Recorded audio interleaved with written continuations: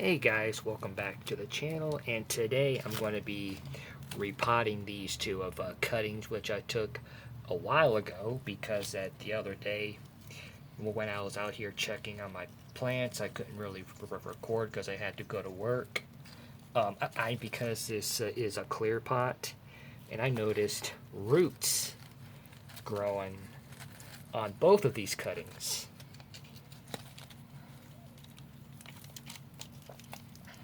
So I'm going to repot both of these into their own individual pots. This one really took off. This one not so much, but the top is still green here. It's got a growth node right there. I don't know if you can see it clearly. But there's a chance that if left alone in the right conditions that it can begin to take off. This one here, I haven't really checked it yet, but I'm going to. You see there's a growth node. I don't know if there's any roots yet. I didn't really check yet. So I'm going to repot this. I'm going to repot both of these, and hopefully I can get two brand new plants, all created from my main mother plant that's just hanging up there. Now, for those of you who are may have just now discovered this channel, my Nepenthes mix, it just consists of long fibered sphagnum moss, perlite, and of orchid bark. The orchid bark isn't absolutely necessary. You can just get by with just the perlite. What the perlite does is that it helps to hold in moisture a little bit better than just the sphagnum moss, the long fiber sphagnum moss alone.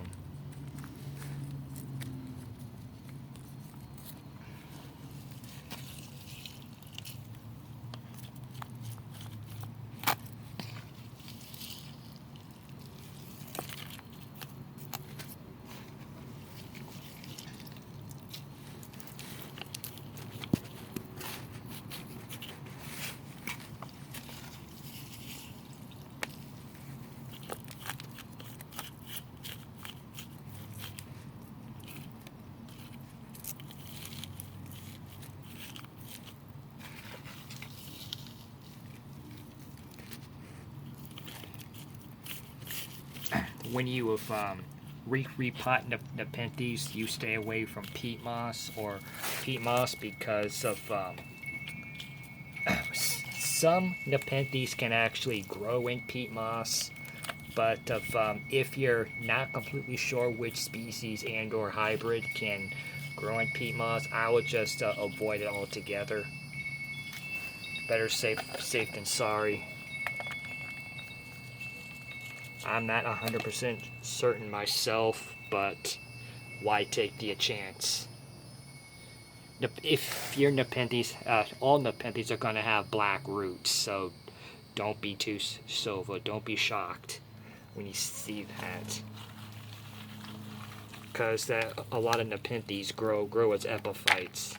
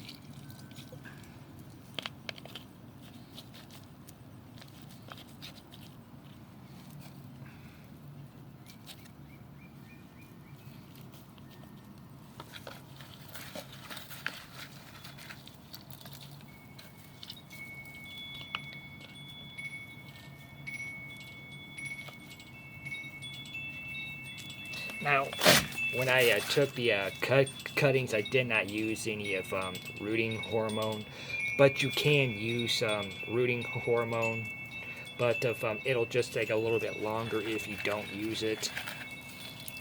And you're still going to have the same kind of results with Nepenthes cuttings as you would with any other regular plant cuttings. Some will take, others will not.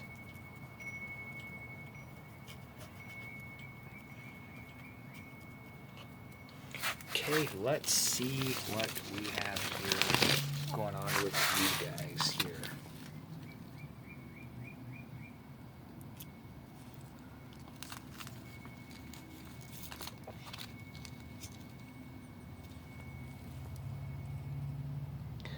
Ooh. Got some root development right there.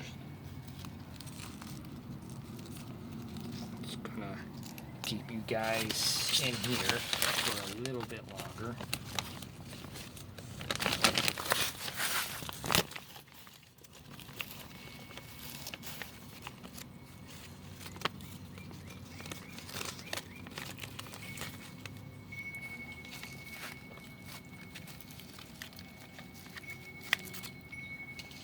Not gonna give up on you guys just yet.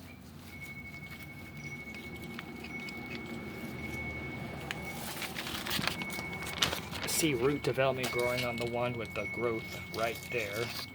So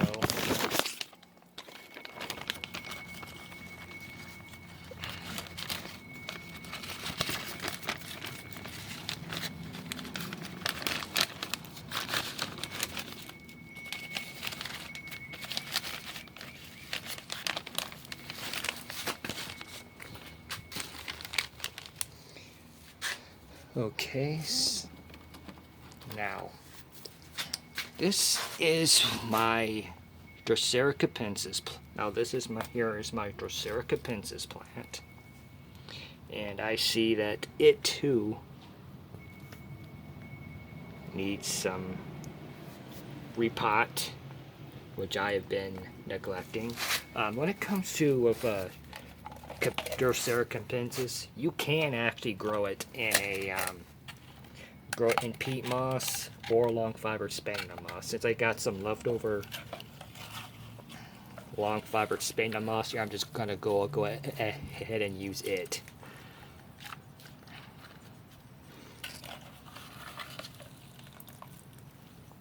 Yeah, capensis are really easy and they're not too picky about the soil type. As long as there's no fertilizers in the soil, they'll be fine.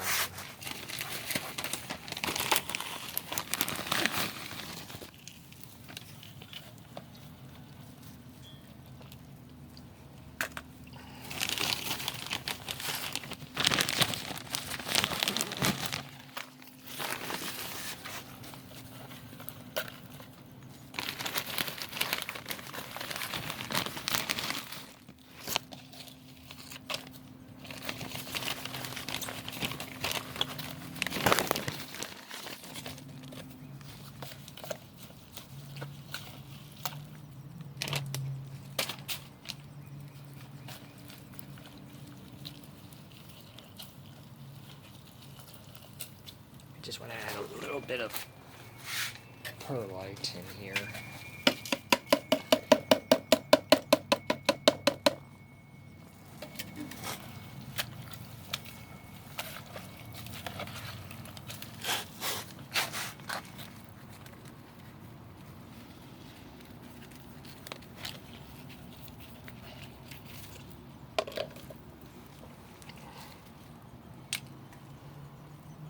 Oh yeah. You were starting to get a little bit root bound there, buddy.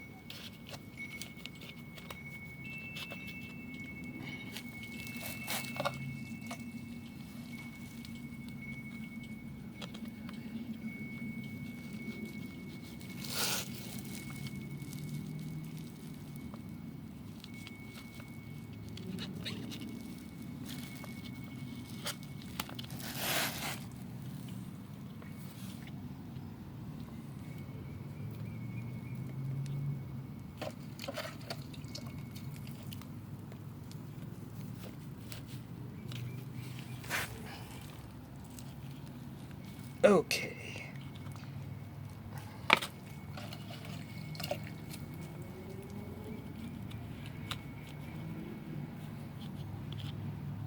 Okay, I lost a Cape Sundew last year because I wasn't paying close enough attention during the hottest days of summer, but Cape Sundews are really easy to take care of. I'm gonna put you right back there. Okay. Okay, repot successful. Okay, if you happen to like this video, give me a like, subscribe, drop a comment, and don't forget I've got a new channel up. It's called Mangrove World, and it's gonna focus on mangroves, halophytes, and plants that are salt tolerant. Hope to see you guys there. Bye.